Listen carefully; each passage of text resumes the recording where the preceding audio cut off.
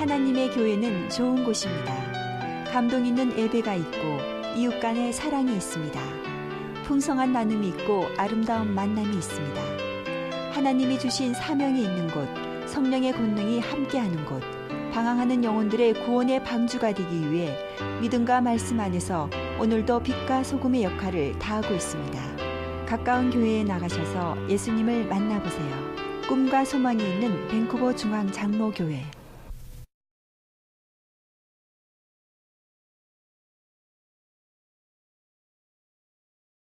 오늘도 제가 재미있는 얘기 하나 하겠습니다. 교회에 나온 어떤 여성도님이 처음 나온 여성도님이 집사님에게 질문합니다.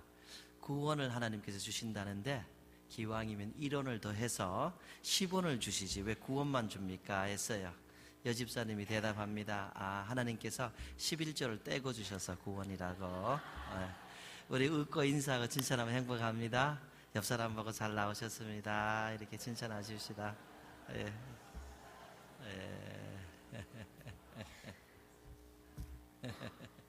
정말 잘 나오셨어요. 환영합니다. 요즘 우리 교회는 생명의 삶에 제시된 대로 요셉에 대한 성경 말씀을 읽으면서 경건의 시간을 가지고 있습니다. 우리 교회 성도님들 대부분 다 생명의 말씀 따라 하시죠? 요셉 이야기를 벌써 상당히 오랜 기간 읽고 있지요. 예. 근데 요셉의 삶에 있어서 가장 결정적인 순간은 아마도 그가 총리가 된 순간일 겁니다. 그것이 바로 오늘 본문 말씀이에요. 어떻게 요셉이 총리가 되었을까? 여러분들하고 오늘 좀 나누고자 합니다. 요셉은 17세의 소년으로서 애굽의 노예로 팔려갔습니다. 당시에는 신분 상승이 엄청나게 힘든 그런 시대였습니다. 그런데 노예로서, 그것도 히브리인으로서 애굽에 팔려갔는데 어떻게 총리가 되었는가? 이것은 사실 거의 불가능한 일이죠. 당시 시대의 애굽 사람들은 히브리 사람들과 함께 한 상에서 밥을 먹어도 부정탄다, 재수 없다, 뭐 이렇게 생각할 정도였어요. 그런데 어린 소년이 그곳에 가서 총리가 되는 것, 여러분들과 나누면서 은혜가 되었으면 합니다. 요셉이 어떻게 총리가 되었는가? 여러 가지 이유를 시간을 오래 두고 얘기할 수 있겠지만 제가 성경을 보니까 가장 큰 이유는 요셉에게는 꿈이 있었다 하는 것입니다. 조금 더 제가 정확하게 말씀을 드리면은 요셉에게는 하나님께서 주신 꿈이 있었다 하는 것입니다. 요셉이 어렸을 때에 나는 애굽의 총리가 될 거야. 나는 열심히 준비하고 열심히 공부해서 반드시 세상의 초강대국인 애굽이라는 국가에 내가 반드시 총리가 되어서 한번 총리의 권세를 누려보고 싶어. 뭐 이런 생각을 전혀 하지 않았습니다.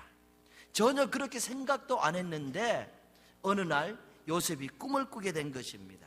창세기 37장 7절을 보면 우리가 밭에서 곡식단을 묶더니 내 단은 일어서고 당신들의 단은 내 단을 둘러서서 전라더이다. 요셉이 꾼 꿈을 형들에게 이야기하는 겁니다. 밭에서 이렇게 단을 묶었는데 요셉 자기의 단이 일어서고 형들의 단은 전라더입니다. 전라더이다. 무슨 얘기예요? 형들이 나중에 제게 절을 할 겁니다. 저는 형들의 지도자가 될 겁니다. 이렇게 얘기하는 꿈인 것이에요. 요셉이 잠자기 전에 나는 뱃단 쌓는 꿈을 꿔야겠다, 그리고 형들이 절하는 꿈을 꿔야겠다, 이런 생각 전혀 하지 않았어요. 그냥 어느 날 잠을 자다 보니까 하나님께서 이런 꿈을 주신 것입니다. 몇 절 더 내려가서 37장 9절을 보면은 요셉이 또 꿈 얘기를 합니다. 요셉이 다시 꿈을 꾸고 그의 형들에게 말하여 이르되 내가 또 꿈을 꾼즉 해와 달과 11별이 내게 절하더이다. 해와 달과 11별까지 내게 절하는 꿈을 내가 꿨다. 무슨 내용이에요? 자기가 나중에 지도자가 된다. 많은 이 해와 달과 또 별들이 자기에게 절을 할 것이다. 이런 이야기죠. 이것도 마찬가지입니다. 요셉이 잠자기 전에 해와 달이 내게 내게 절하는 꿈을 내가 꿔야겠다. 나는 애굽의 지도자가 될 것이다. 이런 생각한 내용이 아닙니다. 그냥 어느 날 잠을 자다 보니까 하나님께서 그에게 꿈을 주신 거예요. 너는 지도자가 될 것이다. 그래서 사실 요셉이 총리가 된 가장 큰 이유, 가장 근본적인 이유는 하나님께서 그에게 꿈을 주셨고 하나님께서 그가 총리가 되기를 원하셨다는 말씀이에요. 그 꿈을 받고 그가 그 꿈에 합당한 삶을 산 것입니다. 여러분, 사실 성경에 나온 모든 위대한 인물들, 제가 모든이라는 극단적인 표현을 했는데요, 저는 그 예외를 찾지 못해서 이렇게 표현하는 겁니다. 성경에 나오는 위대한 인물이 위대하게 될 때까지 무슨 일이 있었는가? 그들이 어렸을 때에 나는 이런 위대한 사람이 되어야겠다, 이런 훌륭한 신앙인이 되어야겠다, 이렇게 꿈꾼 사람이 없습니다. 다들 어느 날 하나님께서 먼저 찾아오셔서 그의 마음에 꿈을 심어 주었더라, 이겁니다. 거의 예외가 없습니다. 성경의 위대한 사람을 생각한다면은 여러분 마음속에 아브라함 아닌가, 그런 생각 많이 하실 수 있습니다. 아브라함 아닙니까? 아브라함은 어떤 사람이었습니까? 갈대아 우르라는 곳에서 별 생각 없이 우상 숭배하고 우상을 만드는 사람들 속에 함께 살았던 사람입니다. 아브라함도 사실 우상 숭배하는 가정에서 우상 숭배하며 살았던 사람이에요. 아무 생각 없었어요. 그런데 어느 날 하나님께서 찾아오셔서 그에게 꿈을 주시고 말씀을 해주신 것이죠. 창세기 12장에 있는 내용을 우리는 참 잘 알고 있지요. 여호와께서 아브라함에게 이르시되 너는 너의 고향과 친척과 아버지의 집을 떠나 내가 내게 보여줄 땅으로 가라. 내가 너로 큰 민족을 이루고 내게 복을 주어 내 이름을 창대하게 하리니 너는 복이 될지라. 이 아브라함이 어렸을 때 나는 복이 될 것이다, 나는 창대하게 될 것이다, 나는 큰 민족을 이룰 것이다, 이런 생각한 것이 아닙니다. 그냥 살아가고 있는데 어느 날 하나님께서 아브라함에게 이르시되 하나님이 찾아오셨어요. 그리고 이곳을 떠나가라. 너는 큰 민족을 이룰 것이다, 너는 창대하게 될 것이다, 너는 복이 될 것이다. 하나님께서 아브라함 마음속에 복이 되고 창대하게 되는 꿈을 주셨다는 말이에요. 아브라함은 그것을 믿었죠. 그래서 하나님이 주신 그 꿈을 가슴에 품은 것입니다. 그리고 하나님의 말씀대로 순종하며 살아가는 가운데 그 다음에는 역사입니다. 그는 믿음의 조상이 된 것이죠. 큰 복의 근원이 된 것을 우리가 볼 수가 있습니다. 여러분, 위대한 사람이라, 적어도 성경의 위대한 사람이라 생각하면 우리는 다윗을 생각하게 됩니다. 다윗이 어린 목동으로서 생활할 때에 나는 이스라엘의 왕이 될 것이다, 이런 생각을 전혀 한 기록이 없습니다.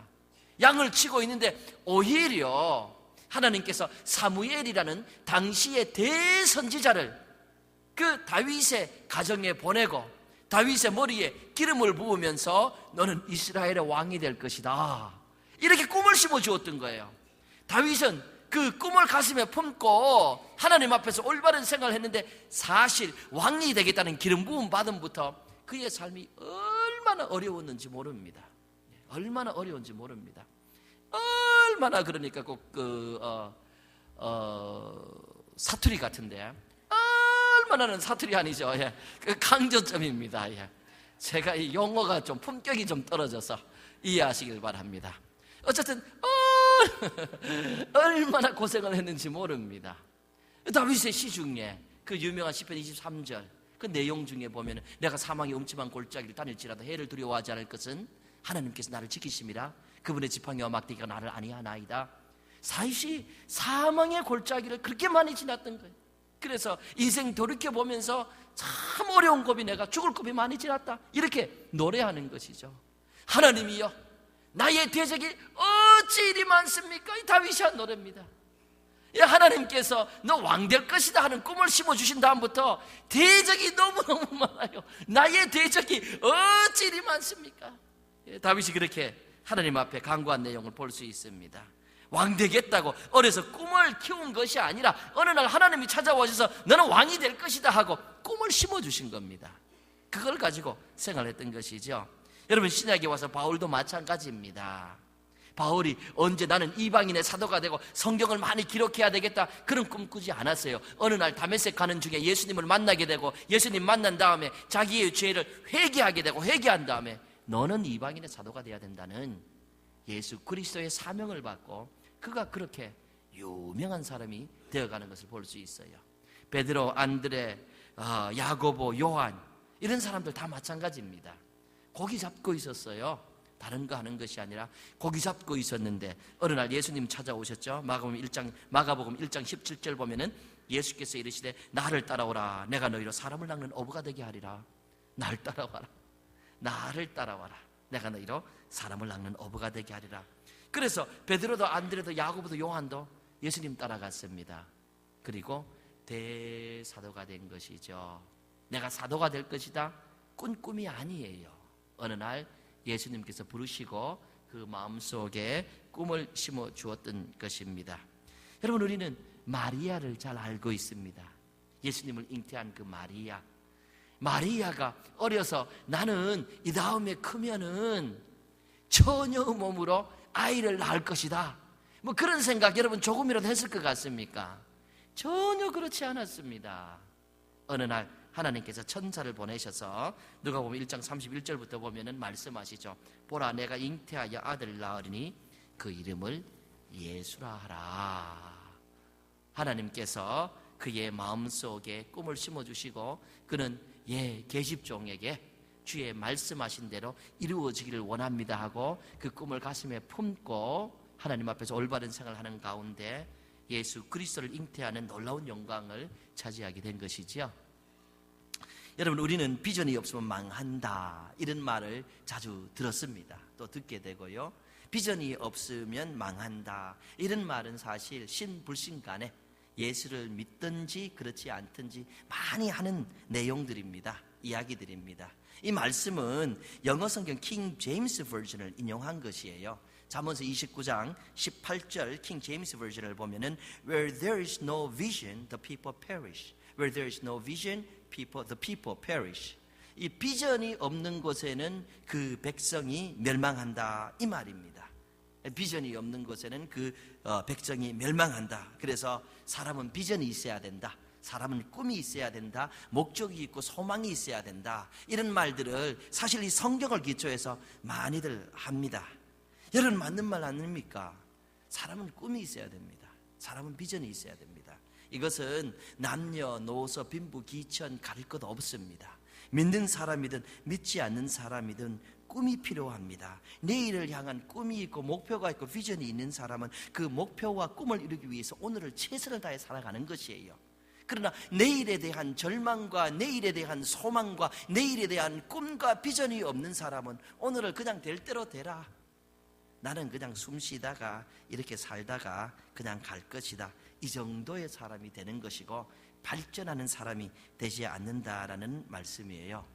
그런데 우리 성도님들, 예수를 믿는 사람들은 그냥 꿈을 품고 그냥 소망을 가슴에 품는 것이 아닙니다.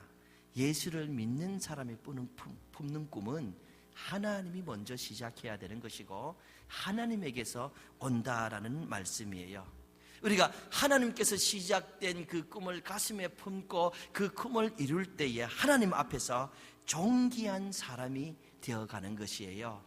내가 이런 사람이 되고 저런 사람이 되는 것이 아니라 하나님, 오늘 제가 어떤 사람이 되어야 되겠습니까? 하는 가운데 하나님께서 원하시는 그 사람으로 그 꿈을 이룰 때에 하나님 앞에 존귀한 사람이 되어간다는 말씀이죠. 여러분, 생각을 해보세요. 하나님과 상관없는 꿈을 꾸어서 내가 빌딩을 10채를 세웠습니다. 그 빌딩이 하나님과 무슨 상관이 있습니까?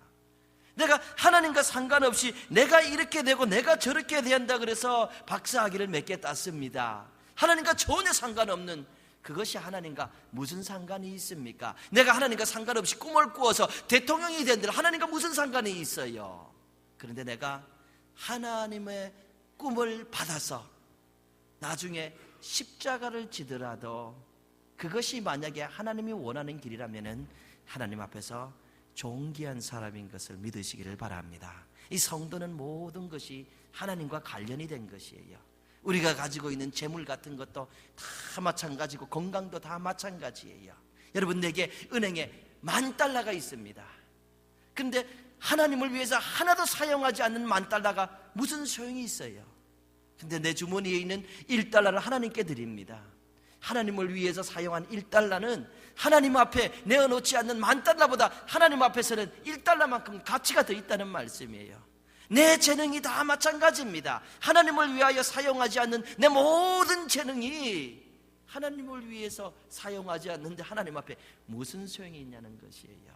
우리가 오늘 꿈을 꾸고 우리가 이 꿈을 성취하며 우리 스스로를 길러내야 되는데, 우리 스스로가 꾸는 것이 아니라 하나님에게서 온 꿈이 아니라 그러면 여러분들, 그것이 하나님 앞에 무슨 소용이 있을까 생각해 볼 수가 있는 것이에요. 그래서 예수 믿는 사람들은 하나님께서 꿈을 주시고 그 꿈을 이루는 가운데서 하나님 앞에서 존귀한 사람이 되어가는 것이죠. 여러분, 사실 그래서 이 킹 제임스 버전에서 Where there is no vision, the people perish, 비전이 없는 곳에는 그 백성이 멸망한다, 이 말씀을 한국말 성경에서는 이렇게 번역하고 기록하고 있습니다. 한국말 성경입니다. 묵시가 없으면 백성이 방자에 행하거니와 율법을 지키는 자는 복이 있느니라. 묵시가 없으면 백성이 방자에 행해서 망한다, 이 말입니다. 묵시란 계시를 말씀하는 거예요. 그래서 그 NIV 버전으로 영어 성경을 보면은, 여러분 앞에 보시면은 저게 NIV 버전입니다. Where there is no revelation, the people cast off restraint, but blessed is he who keeps the law. Where there is no revelation, revelation이라는 말은 나타낸다, 계시한다, 이런 뜻이에요.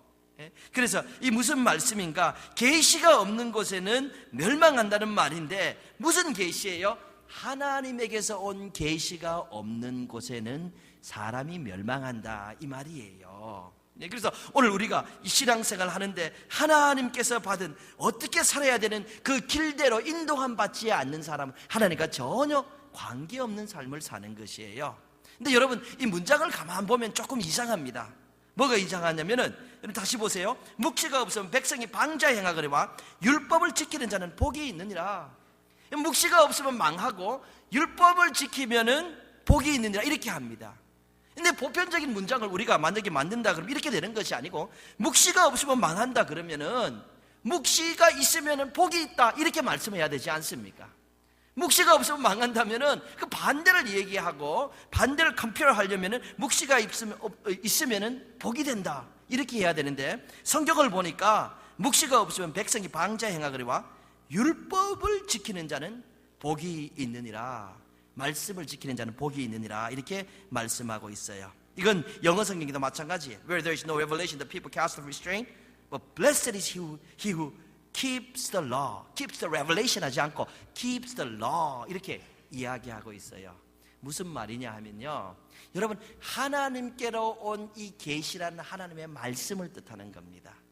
오늘날 하나님의 말씀이 없는 사람은, 그리고 말씀에 순종하지 않는 사람은 멸망한다, 그런 내용으로 우리가 볼 수가 있는 것이죠. 우리가 무슨 눈으로 꿈에서 보듯이 봐야 되고 환상을 봐야 되고, 하나님께서 내 귀에 내가 들을 수 있는 음성으로 들려주셔서 내가 하나님께로 오는 꿈을 가지고 소망을 가지는 것이 아니라, 하나님께서 주시는 이 말씀 속에서 이 말씀을 묵상하고 이 말씀을 소화하는 과정, 기도하는 과정에서 우리가 나를 향한 하나님의 뜻을 알게 되고 하나님께서 주시는 비전을 품게 되며 내가 변화되고 하나님 앞에서 존귀한 사람이 되어간다, 이런 말씀이라는 것이죠.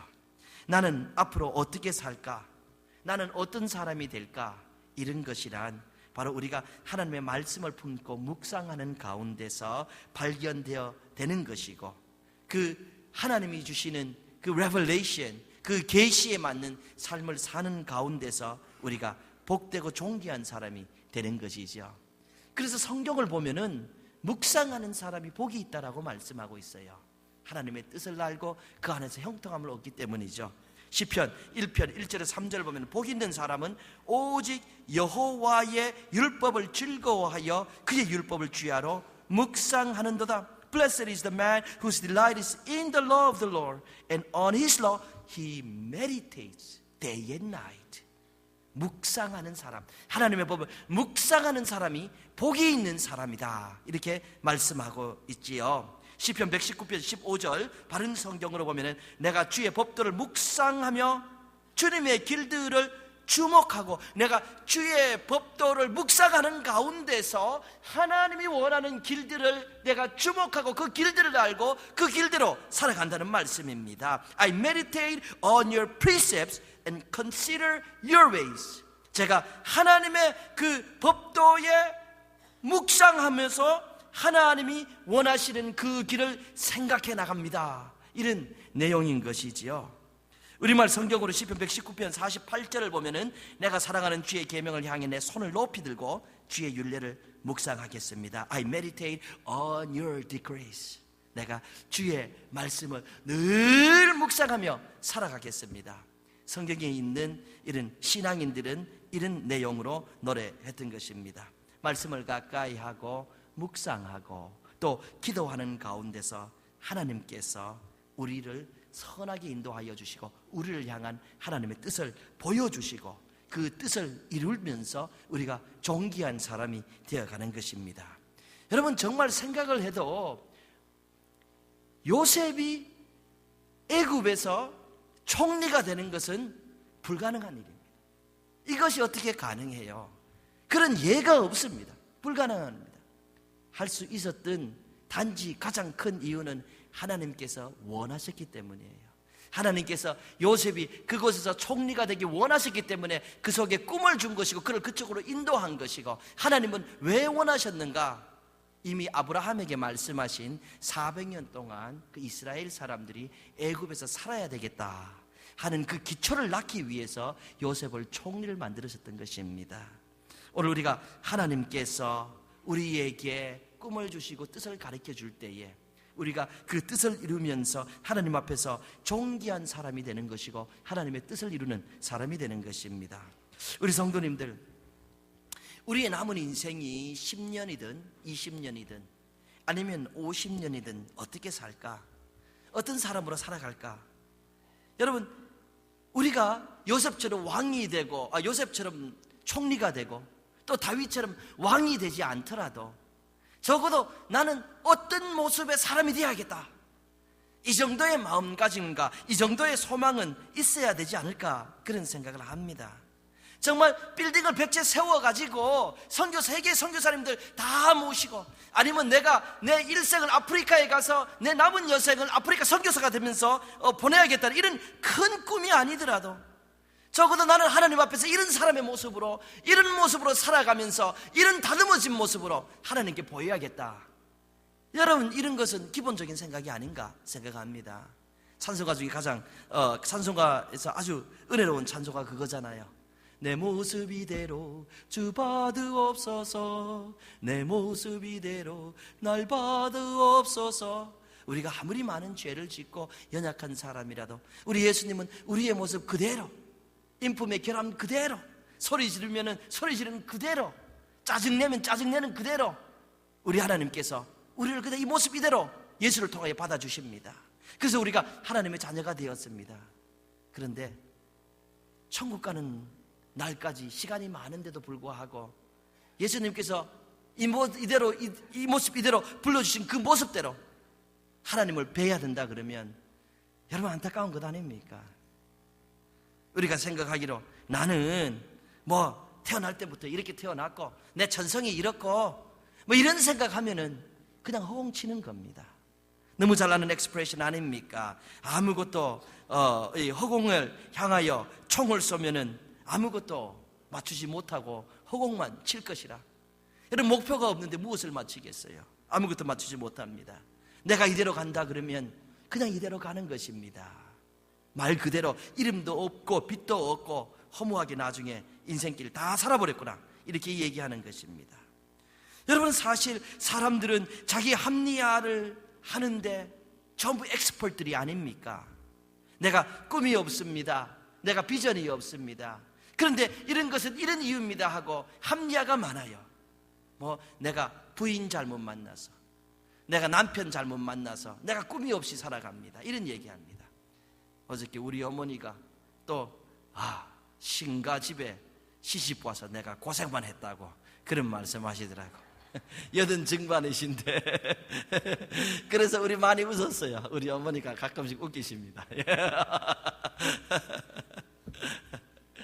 아니, 아내 때문에, 남편 때문에 뭐 문제, 아니면은 뭐 경제가 안 좋아서.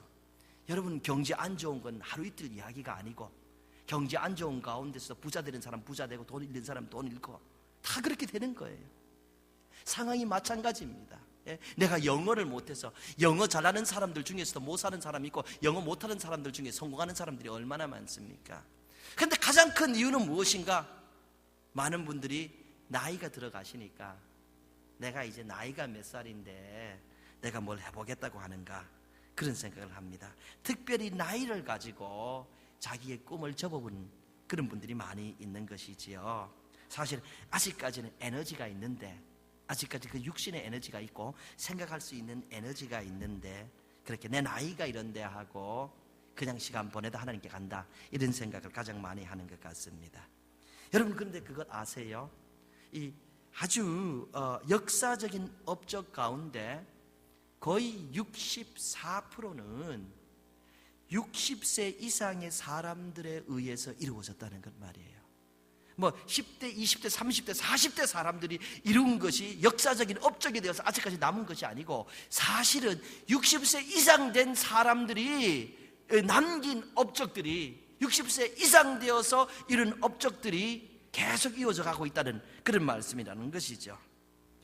여러분, 성경을 보면은 모세는 80살이 되어서 이스라엘의 지도자로 부름을 받고 120살까지 일합니다.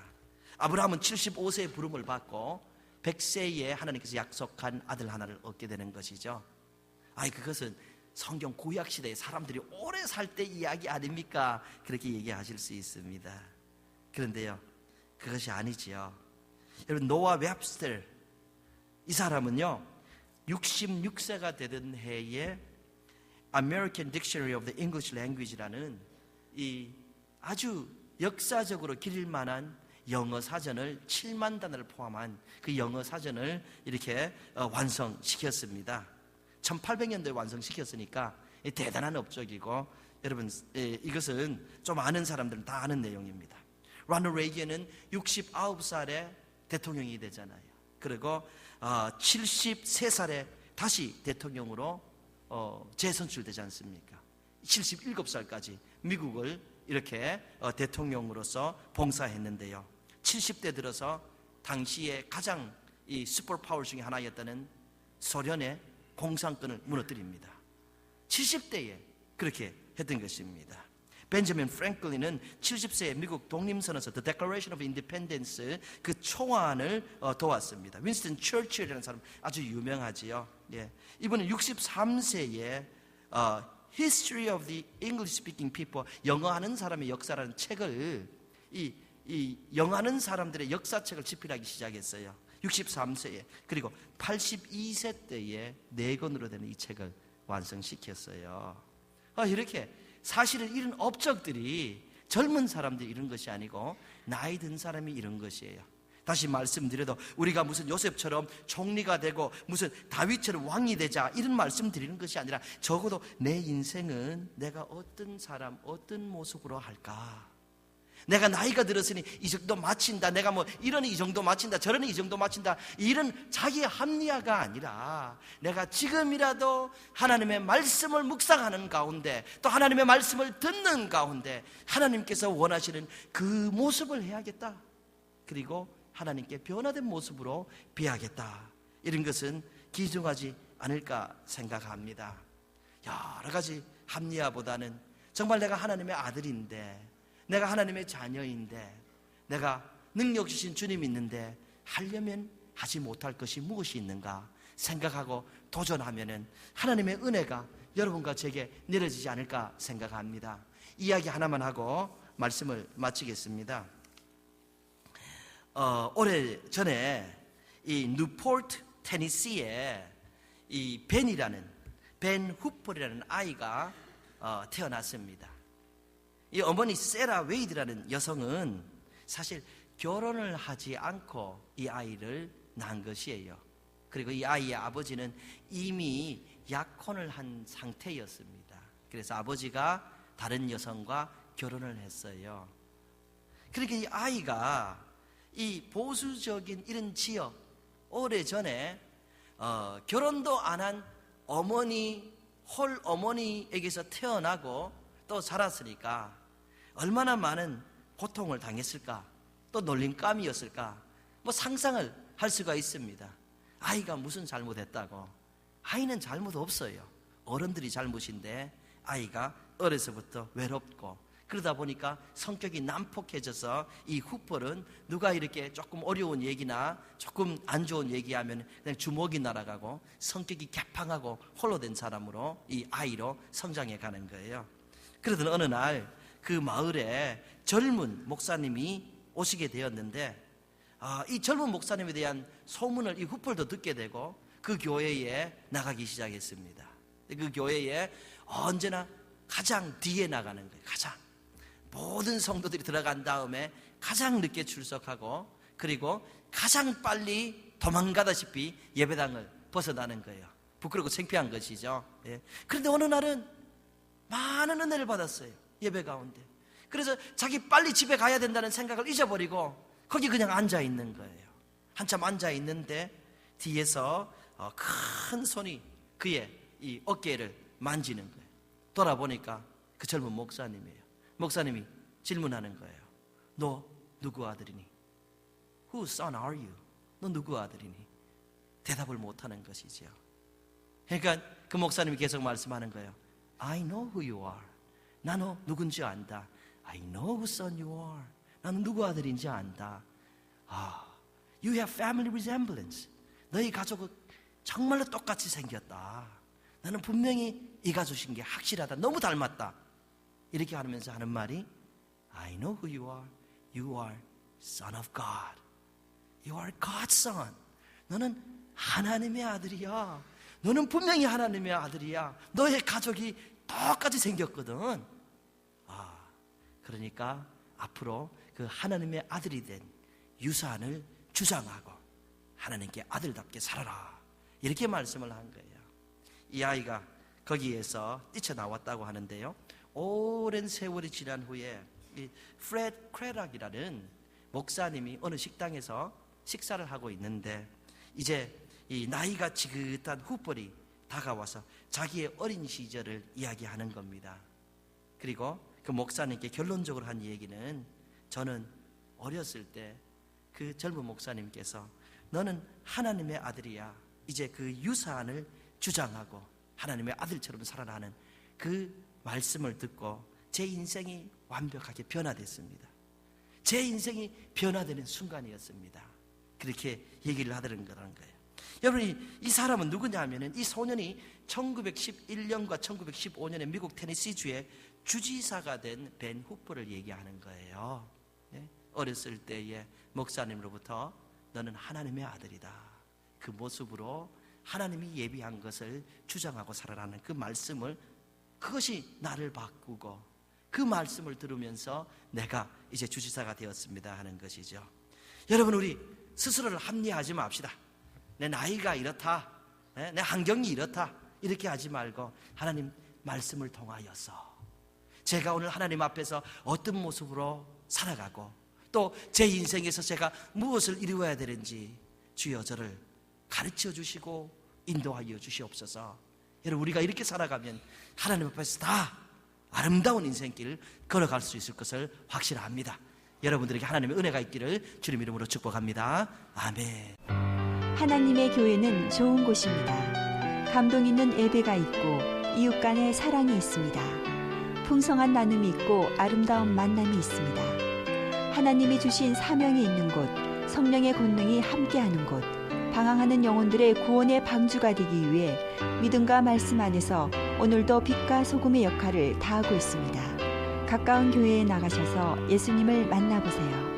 꿈과 소망이 있는 밴쿠버 중앙 장로교회.